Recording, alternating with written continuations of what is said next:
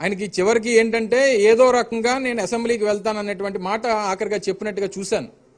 సరే, అసెంబ్లీకి రావడానికి మళ్ళీ ఎన్నికల వరకు ఆగడం ఎందుకు? కావాలంటే పాసులు మేమే ఇస్తాం. మా స్పీకర్ గారు చెప్తే 2 పాసులు ఇస్తారు, ఆ పాసులు వచ్చి చూసి వెళ్ళిపోవచ్చు. దానికోసం ఎన్నికల వరకు ఆగడం ఎందుకు? శ్రీ కొణిదల పవన్ కళ్యాణ్.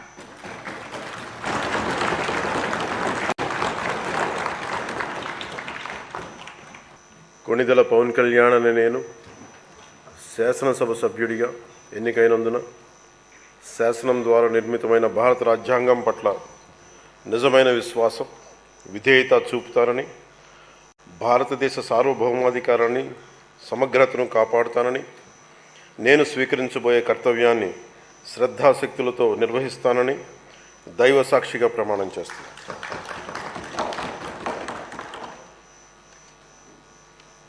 కొణిదెల పవన్ కళ్యాణ్ అనే నేను ఆంధ్రప్రదేశ్ శాసనసభ సభ్యుడైన కొణిదెల పవన్ కళ్యాణ్ అనే నేను సభా నియమాలకు కట్టుబడి ఉంటానని, వాటిని అనుసరిస్తానని, సభా మర్యాదలను పాటిస్తానని, సాంప్రదాయాలను గౌరవిస్తానని దైవ సాక్షిగా ప్రమాణం చేస్తున్నాను. 175కి 175 పోటీ చేస్తామనంటే చెప్పేటువంటి సాహసం లేదు, దానికి సమాధానం చెప్పేటువంటి ధైర్యం లేదు. సరే, పోనీ ఇంకో రాజకీయ పార్టీతో కలిసి వెళ్తానంటే అది నేరుగా చెప్పేటువంటి ధైర్యం లేదు. చివరికి నేను ఏ నిర్ణయం తీసుకున్నా మీరు నాతో కలిసి రండి అని చెప్పి నేను ఎవరికి అమ్ముడిపోయినా సరే దాంట్లో మీరు భాగస్వాములు కండి, మిమ్మల్ని అందరినీ తీసుకుని వెళ్ళి తాకట్టు పెట్టేస్తాను అని చెప్పినటువంటి మాటలు చూసాం. ఇవన్నిటితో పాటు ఒక పక్క అంటాడు ఇక్కడ ఎవరికి దమ్ము లేదు, ధైర్యం లేదు, నేను తెలంగాణలో ఉన్నటువంటి పోరాట స్ఫూర్తి ఇక్కడ ఉండుంటే నేను వేరే. సరే, పోనీ అక్కడనే పెట్టొచ్చు కదా, అక్కడ తిరగవచ్చు కదా. పోనీ అక్కడ నీ కార్యకర్తలతోనో, అక్కడ నీ అభిమానులతోనో, అక్కడ పార్టీని పోనీ అక్కడన్నా పోటీ చేయి. ఎక్కడ పోటీ చేసినా అక్కడేమో ఒక పార్టీతో, ఇక్కడ ఒక పార్టీతో, పైన ఒక పార్టీతో, కింద ఒక పార్టీతో, చివరికి సామాజిక వర్గాల వారీగా మాట్లాడినటువంటి మాటలు చూసాం. వంగవీటి మోహన రంగా గురించి మాట్లాడినటువంటి మాటలు చూసాం. అందుకని నేను ఒక సందర్భంలో చెప్పాను, నీది కాపు జనసేన కాదు కమ్మ జనసేన అని.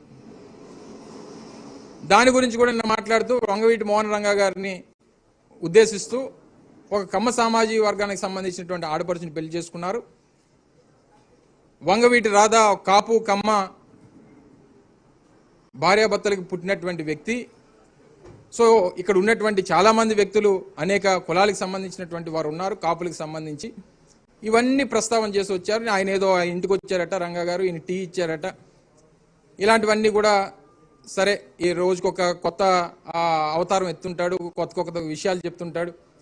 ఆయన ఎక్కడో ఒంగోలులోనో నెల్లూరులో చదువుకున్నప్పుడు నాకు 3 రెడ్లు ఫ్రెండ్స్ ఉండేవారని చెప్పి 3 పేర్లు చెప్పాడు. ఇప్పుడు చెప్పమనండి మళ్ళీ ఒకసారి, చెప్పినటువంటి 3 పేర్లు ఇప్పుడు చెప్పమనండి మళ్ళీ. అంటే అప్పటికప్పుడు ఏది పడితే అది మాట్లాడడం, కన్సిస్టెన్సీ అనేటువంటిది లేదు, ఎజెండా అనేటువంటిది లేదు, పార్టీకి ఒక విధానం లేదు, ఒక సిద్ధాంతం లేదు. అసలు నీ పార్టీ అలా చివరికి దేనికి పెట్టామంటే జగన్మోహన్ రెడ్డి గారిని ఓడించడానికి మా పార్టీ తప్ప, మేము నాయకులుగా ఎదగడానికో, మేము రాష్ట్రంలో అధికారంలో రావడానికో మా పార్టీ కాదనేటువంటిది అర్థమయ్యేటువంటి విధంగా చెప్పారు మీరు. సరే, ఇక అర్థం చేసుకోవాల్సింది ఎవరనంటే ఆ పార్టీలో ఉన్నటువంటి నాయకులు, కార్యకర్తలు. చివరికి మిమ్మల్ని అందరినీ కూడా తీసుకుని వెళ్ళి మూట కట్టి చంద్రబాబు నాయుడు గారికి అమ్మకం పెడుతున్నాను. తద్వారా ఈ పార్టీని, నా పార్టీకి సంబంధించినటువంటి కార్యకర్తలు కానీ, నా పార్టీకి సంబంధించినటువంటి వ్యక్తులు కానీ మీరు అమ్ముడు పోవడానికి సిద్ధంగా ఉండండి అనేటువంటి విధంగా వారు మాట్లాడినటువంటి మాటలు చూసాం. పెద్దగా నిన్న మాట్లాడినటువంటి మాటల ద్వారా కానీ, లేదా ఆయన చెప్పినటువంటి విషయాల్లో కానీ పెద్ద కొత్తదనం ఏమీ లేదనేటువంటిది మా అభిప్రాయం. ఇప్పుడు ఆపరేషన్ లేకుండానే మోకాళ్లకు ప్లాస్మా ట్రీట్మెంట్, మీ ఆర్థోపెటిక్ సమస్యలన్నిటికీ రోబోటిక్ టెక్నాలజీ ద్వారా తక్కువ ఖర్చుతో శాశ్వత పరిష్కారం, ఫ్రీ కన్సల్టేషన్, ప్రతి ట్రీట్మెంట్ పై 20% డిస్కౌంట్.